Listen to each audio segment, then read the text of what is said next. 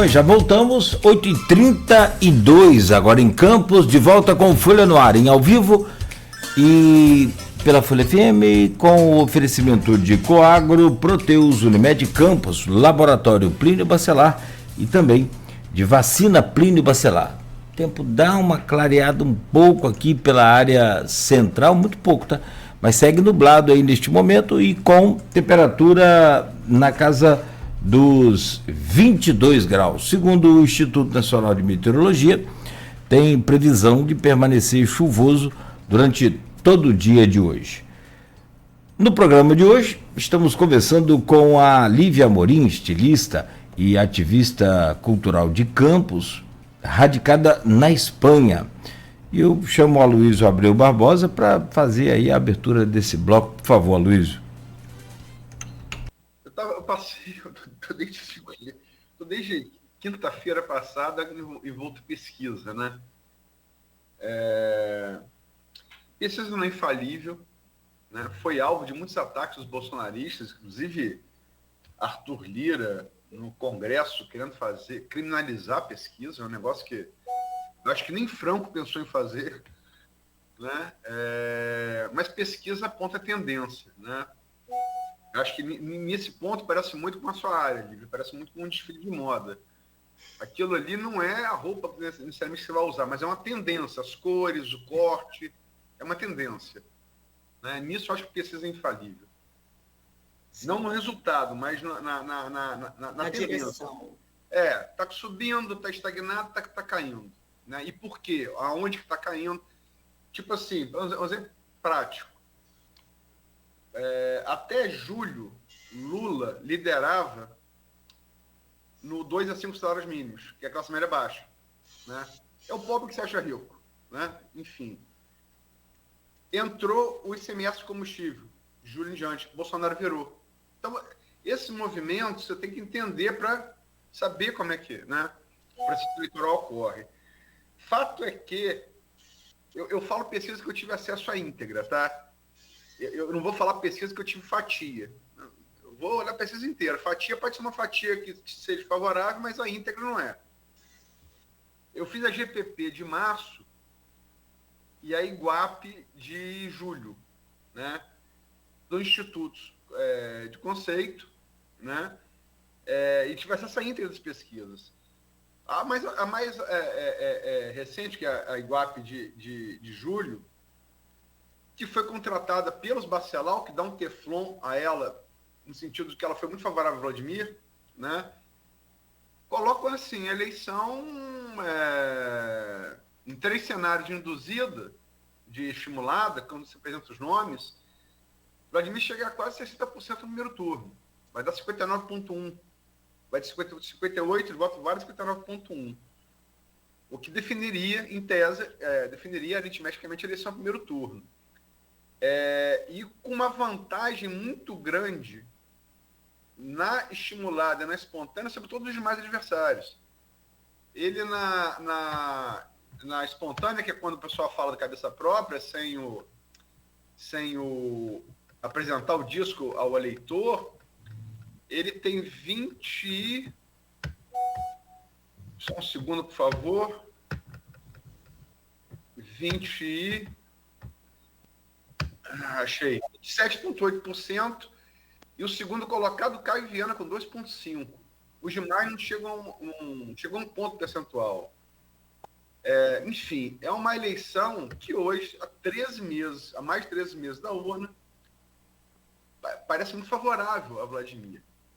A avaliação de governo dele também, registrada pela mesma pesquisa Iguape, ela dá também um cenário muito favorável.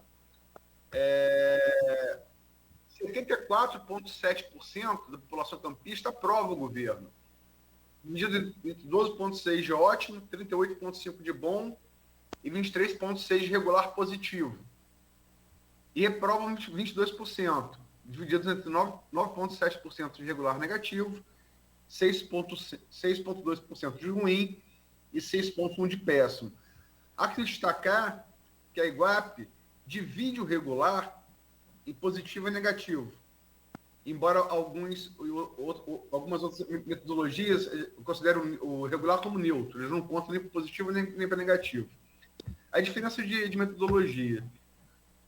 Como é que você, chegando a Campos, depois dessa experiência de alguns anos na Espanha, você viu Campos sob o governo Vladimir? Qual a sua sensação? Então, eu tive aqui em dezembro também, né? Janeiro e fevereiro. Janeiro e fevereiro vi Campos num caos. No dia que eu cheguei em Campos foi o dia que caiu a 15 de novembro. Né? Caiu a 15 de novembro devido à chuva. E aí era uma situação bastante difícil, né? Eu falei, gente, meu Deus do céu, a cidade está caindo. E, claro, muito triste ver a situação que a cidade estava. Era, né, tudo que eu não queria ver. A gente vinha da pandemia também, eu achei as pessoas muito tristes. Foi um período muito difícil, um período de fortes chuvas no Brasil, não só em Campos, em várias outras regiões do país, mas em Campos especificamente me chocou muito, porque foi isso. E isso, claro, cai na conta do governo. Fatalmente, né? Vladimir não foi lá quebrar a 15 de novembro, mas a 15 de novembro caiu e era o governo do cara. Um ponto a menos, porque, claro, eu senti as pessoas muito tristes, né? Muito baixo e tal. E aí eu vi que havia, assim, estava acontecendo, né, uma série de movimentos. Eu vejo que hoje os movimentos identitários estão muito fortes na cidade, né? Eu vejo que Campos alavancou muito nesse sentido, né? Tem vários movimentos e tal. E vejo que os movimentos sociais estavam se mexendo. Saí daqui com essa impressão, né? De que a cidade, voltei agora e senti as pessoas mais alegres, tá? Já se nota uma outra cara, né? A 28 de março está com um asfalto bonito, a gente já vê a cidade tomando um pouco de cor, né? Diferente. E uma coisa que eu acredito a Vladimir, que eu acho que é um acerto, é que ele está animado. Nesse ponto eu posso dizer que ele está animado, ele está motivado, né? A cidade está se mexendo. Uma série de atividades, tem uma série de eventos, né? Tem sido trabalhado, né? Isso. E acho que ele também dialoga com esses movimentos sociais identitários que estão surgindo aí, alguns deles, e isso vem sendo feito. Ontem eu estive no conselho, no que eles estão fazendo, né, de cultura. Eu achei, apesar de saber que as coisas estão sendo feitas, mas a gente viu que tinha um quórum pequeno, tinham poucas pessoas, as pessoas ainda não se engajam muito. Aí vou lá na pesquisa, que é onde vocês, né, estão. Na pesquisa, eu acho muito normal que o Vladimir seja esse líder isolado hoje, uma vez que a gente ainda não sabe quem são todos os candidatos. Parto desse princípio, né? A gente vê ele com essa distância do Caio, né? Que é uma pessoa que não tem trabalhado tanto, né? Porque o Vladimir está trabalhando, ele é governo, ele é a máquina. E o Caio está aí, né? Ele está aí. Ou seja, isso vai mudar. Isso vai mudar com o tempo, né? A campanha vai começar, as coisas vão se mexer, vão surgir novas pessoas. E aí eu ressalto uma coisa que é muito importante, é que Vladimir é de um bloco de apoio ao ex-presidente, né? E o ex-presidente hoje já não é mais governo, né? O Vladimir apoiou o Bolsonaro, tanto ele quanto a sua família, e hoje Bolsonaro não é mais presidente do Brasil. Isso vai certamente reverberar na eleição, né? Ter o apoio do presidente da República e não tê-lo deve ser bastante pesado, né? Para esse candidato. E aí a gente tem que ver como o governo estadual, porque né, quem está direto, vai se movimentar. Porque eu acho que também vai ter esse movimento, né, no cenário Rio de Janeiro, de apoios e de coisas. A gente vê que o governo Lula hoje tem uma avaliação, uma aprovação de 70%. Ou seja, a expectativa é que isso melhore, né, com o tempo, porque se o governo vem numa lógica de avanço, né, ele no próximo ano, quando a gente vai ter eleição, ele vai estar melhor do que ele está hoje. E eu acho que um candidato em Campos que tem apoio do governo federal, ele pode ter bastante voto, sabe? Eu acho que ele pode ter, embora Campos seja uma cidade bem, né, bolsonarista. Campos foi uma das cidades que teve mais votos em Bolsonaro em todo o Brasil. A gente ficou com esse número aí, né? Só que esse bolsonarismo, a gente vê que ele não se mantém, né? Que ele se dilui muito, né?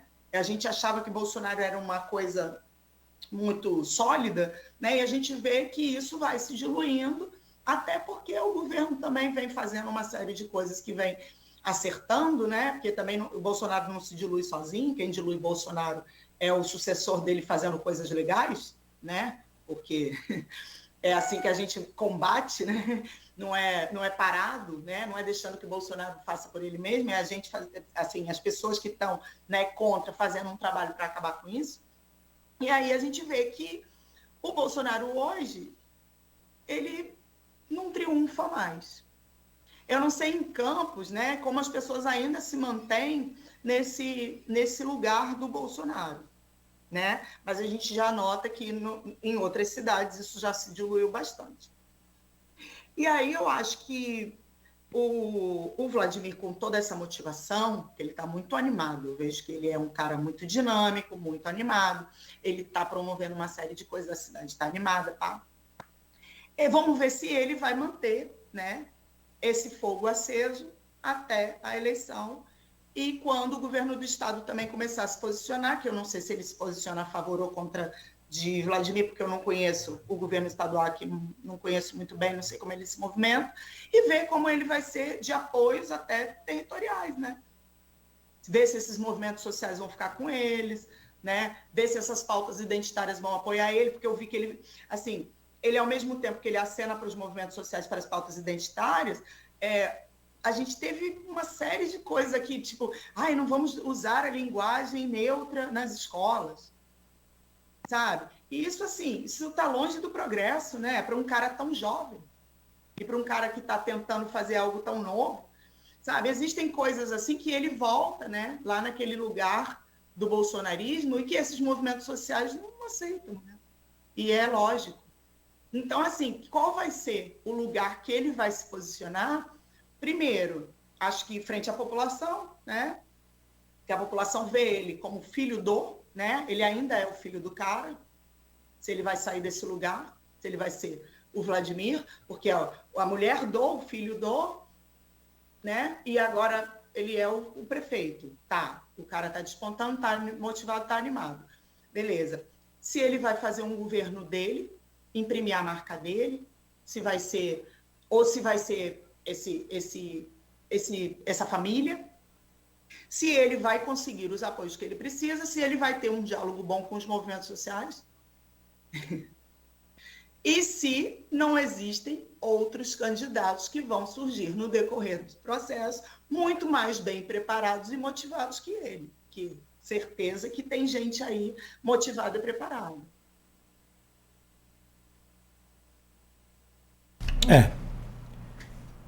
Desculpa. Ah, tá.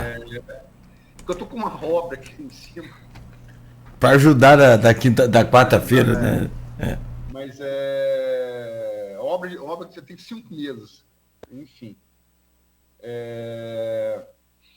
O governo Castro, que você falou, é aliado de Vladimir e aliado dos Bacelar, né? A 28 de março, que você conhece bem, porque é o caminho seu natural para a casa da sua mãe, todo esse asfalto novo que você viu, elogiou, ele foi feito com recurso estadual do governo Castro, né? Ao que parece, essa aliança tá de pé, está fortalecida, até porque parece que há um princípio de rusga, pelo menos, entre Castro e Rodrigo Bacelar, presidente da Alerj. Pelo menos é o que a imprensa do Rio noticia, né? Que eu conheço mais de perto. Segundo, Caio é deputado federal e tem feito algumas coisas, tem procurado trazer algumas emendas, né, para Campos. Vladimir, fato, ele apoiou Bolsonaro, ele fez uma carreata aqui para Bolsonaro que deu muita gente, junto com o Flávio Bolsonaro, junto com o Cláudio Castro, junto com a Larissa Garotinho. Mas Vladimir também, como todo político e chefe de executivo, ele se reuniu recentemente, na semana passada, uma reunião muito amistosa com André Siciliano e com Lindenberg Faria, que indica claramente uma aproximação entre esferas de poder federal e municipal. O PT, fato, Campos foi não só em 2022, Campos foi em 2018, 2022, um município muito bolsonarista. Foi até mais em 2022 do que foi em 2018. No entanto, Lula teve 100 mil votos em Campos, na última eleição. 100 mil votos é uma base de lançamento para qualquer candidatura, né? Qualquer candidatura. Sim, logicamente que transferência de voto não é ciência exata. E o PT tem um candidato, eu acho que, como o Vladimir, um candidato sem volta, a não ser, salvo imponderável, que é Jefferson Manhães, reitor do IFE, né? Até porque Carla Machado não pode ser candidato, deputado estadual, ex-prefeito de São da Barra, está pacificado no Supremo que ela foi candidata à reeleição em 2020 em São da Barra, ela não pode ser a terceira vez em município limítrofe, né? E para fechar e para fazer a pergunta, o último apontamento que eu fiz, fato, Campos foi muito bolsonarista na eleição. Mas quem se diz herdeiro do bolsonarismo é o CVC Direita Campos. E na pesquisa Iguape, ele aparece com 0,1% em um dos 3 cenários estimulados. Ele não pontua na espontânea. Então, aquela transferência de voto não é uma ciência exata. Sim.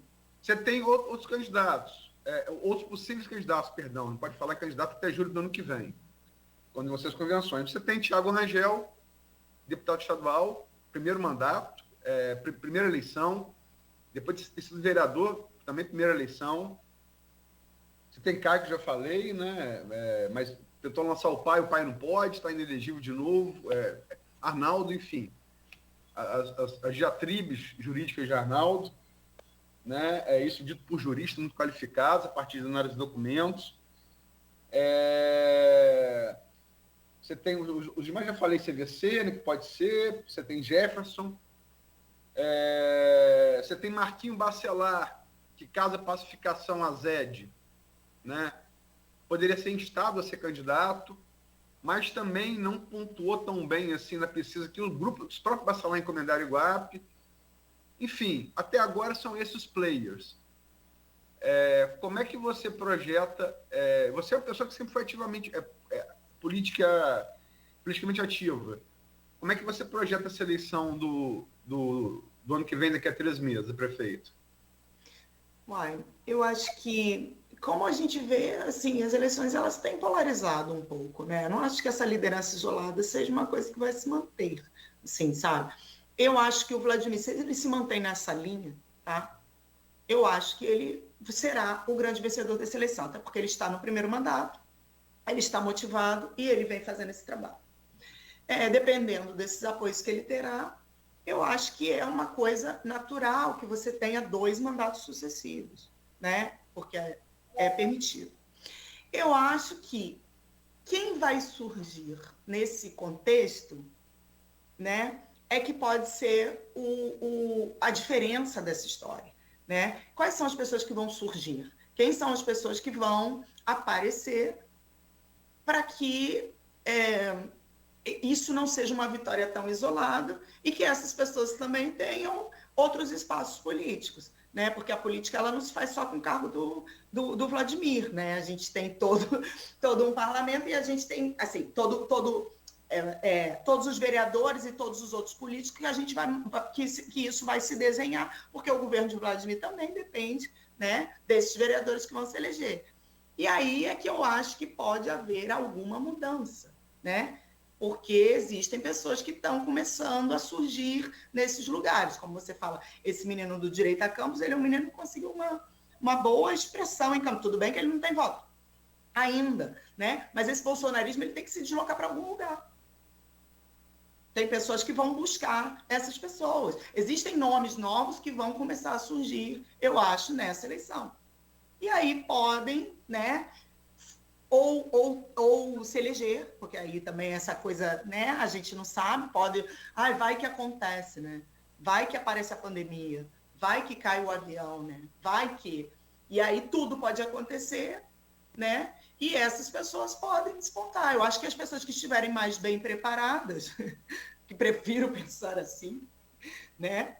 Elas têm mais chance de ter êxito, né? Do que as pessoas que aparecem aí como figuras simplesmente midiáticas. Eu só queria pontuar assim, que a eleição presidencial, a eleição a prefeito, embora sejam cargos executivos, pelo menos em Campos, operam com lógicas completamente distintas. Estamos com base empírica as últimas eleições. Já citei aqui, Bolsonaro foi eleito com mais de 60% dos votos válidos no segundo turno de 2018 e 2022. No entanto, na eleição de 2020, que teve entre elas, teve uma candidata só, estreante da esquerda, Natália Soares, que deu uma coça eleitoral nos dois que se diziam bolsonaristas, o Jonathan e o ex-vereador dos republicanos, o Tadeu, estou contigo. E se somar o de Sé, então, é a coça maior ainda. Então, a lógica não é a mesma. E outra coisa para lembrar, até porque a sua presença aqui, Natália, eu não listei Natália entre esses possíveis candidatos, porque a Natália disse aqui nesse programa onde você está, Lívia, que ela se submete à decisão partidária, mas que ela prefere via vereadora, não a prefeita, se fosse decisão pessoal dela. E o CVC, ele parece oscilar entre prefeito, no qual parece até agora ter pouca chance, e vereador. Então, parece aí sim ter mais chance. E essa coisa, são 13 meses, né? 13 meses, tudo pode acontecer, né?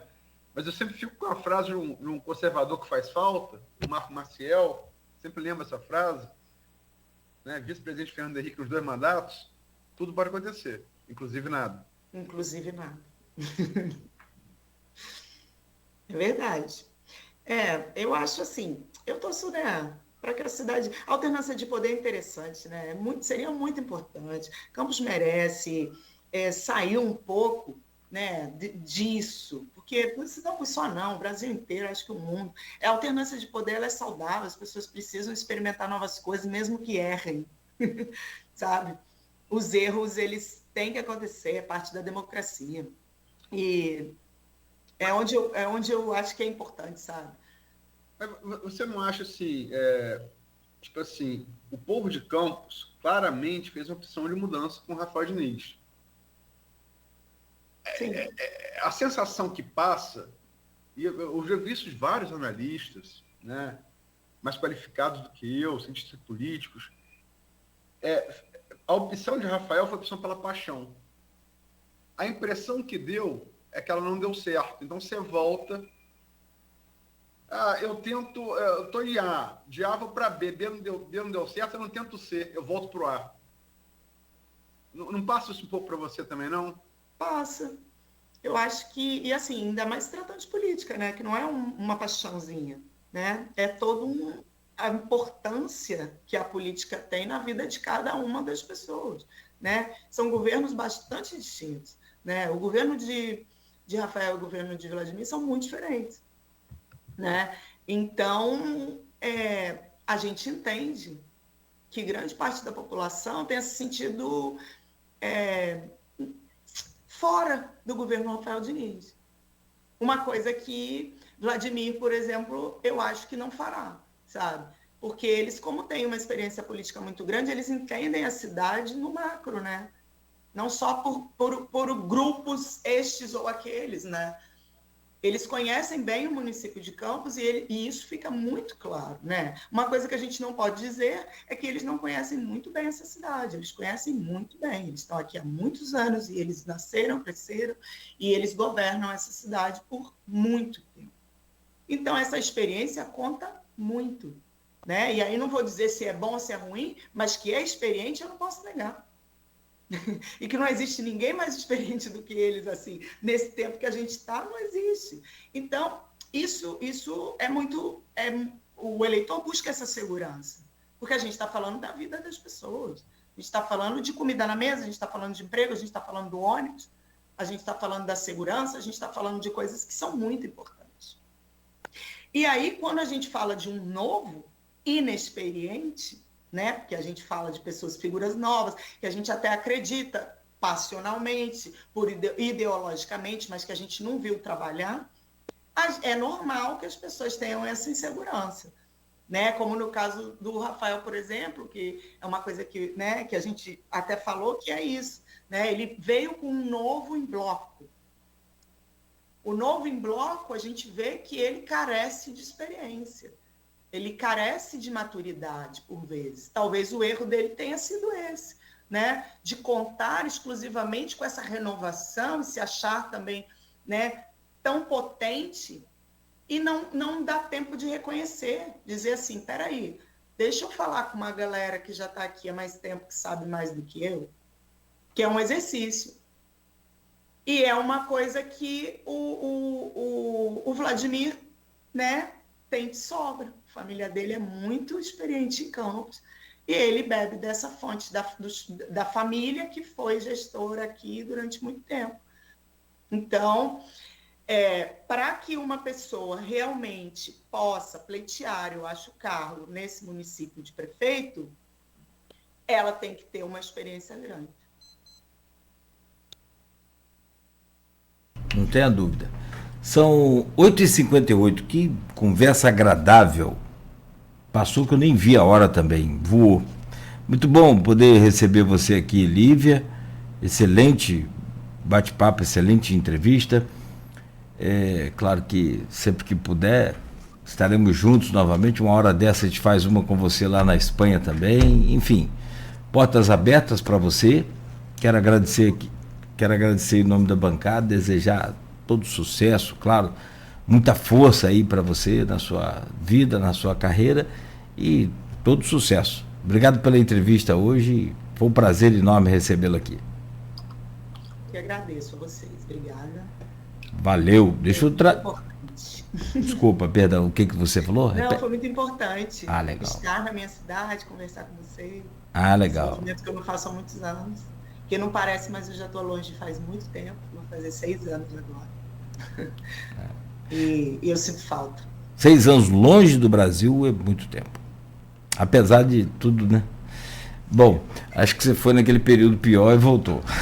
Quer dizer, tá passeando agora no período diferente. Meu caro Luiz Abreu Barbosa, obrigado por hoje também. Valeu, boa entrevista com a Lívia, né? Muito bacana, e nós estaremos juntos amanhã. Só antes de você fechar com a Lívia, lembrar que hoje tem o jornal Folha da Manhã nas bancas, e ele vem trazendo aqui, só que eu queria destacar, além da pesquisa com o prefeito e também os ecos desta pesquisa, para quem fala e para quem se cala, né?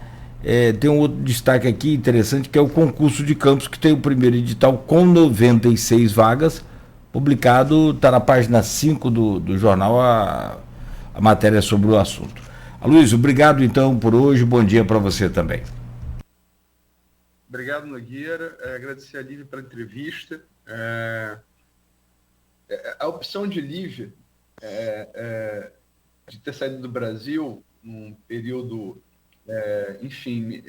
político específico, me lembra muito da Madonna, que foi morar na Inglaterra durante o governo do George W. Bush filho. Né? Ela também casou com um inglês, como o Lívia está casada com o espanhol. No caso de Madonna foi o Guy Ritchie, que é um cineasta muito bom. Ela falou, achei um bom tempo para passar fora dos Estados Unidos. Né? E depois voltou com o governo Obama. Então, acho que é um paralelo aí entre duas mulheres bem empoderadas. Uma que é Nossa, lisonjeada. Uma referência mundial, né? E uma referência aqui da minha geração, né? Que é a Lívia. Desejo muito sucesso lá na Espanha, nessa interface aí com o Brasil. Amanhã, anunciar, Nogueira, que vamos trazer aqui, falamos de cultura hoje, amanhã vamos permanecer na cultura. dois jovens compositores, músicos, com trabalhos autorais, vão fazer um encontro que a Folha está apoiando na Santa Paciência, no sábado à noite. O Saulo Oliveira, o Saulo Tui e o Gabriel Paiol, né? Um encontro que eu acho legal a gente prestigiar e dar espaço, vocalizar da EPA isso, porque geralmente você vai à apresentação de música de campos é cover, né? Cover de autores standards. Eles não, é um trabalho autoral, e eu tive a chance de conhecer parte desse trabalho com um cenário que foi ele de convivência, né? Ali no final de tarde. Então, posso testemunhar que o trabalho é de grande qualidade. Aí já ajuda, a qualidade já é boa. Com a Ilha da Convivência, então, fica 100%. E, por fim, mandar 2 beijos muito especiais. Um para a mãe de Lívia, que é a Jane Nunes, que, de certa maneira, me iniciou no jornalismo, uma das pessoas que foi referência para mim ali no começo. Seu Cama de Paixão, beijo para sua mãe, Lívia. E outra para o meu irmão Cristiano, que eu acho que enche Campos e o Brasil de orgulho a ser o melhor atleta brasileiro de triatlon da face da Terra, né? Provou isso agora na Finlândia, terra do primeiro grande astro de corredor de fundo do mundo nos anos 20, ainda Paavo Nurmi. Ele vai lá com essa tradição toda e volta como o melhor atleta amador brasileiro de triatlon do mundo. Parabéns, meu irmão. Te amo, tenho muito orgulho de você. Muito bom. Bom, nós que somos amigos, né, parceiros aqui, colaboradores também, torcemos, acompanhamos de perto. 4 horas e 37 minutos de prova. O bicho tá voando. Vai treinando, Nogueira. Eu fico só com os 37 minutos. Dá pra ver, não. Muito bom. O Cristiano tem uma preparação física e psicológica fantástica para. Não é só físico para tolerar uma prova dessa de 4 horas aí, não é não? Não, e se eu terminar, você viu ali no sprint final, tinha um europeu apertando ele. A posição, apertando. Para trás e deu sprint. O cara foi assim, faca nos dentes até o final, né? Cara, assim, a gente que corre, eu só corro.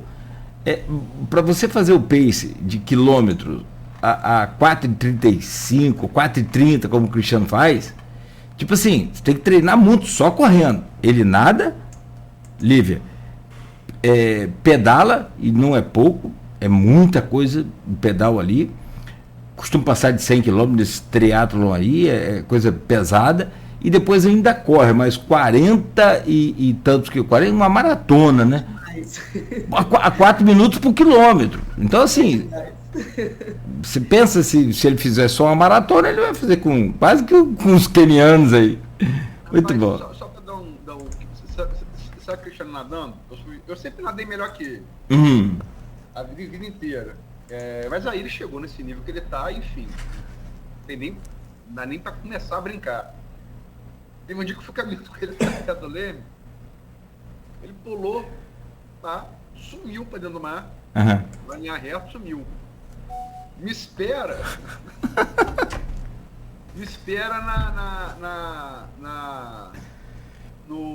No final do Leblon. Eu falei, tá de sacanagem, né?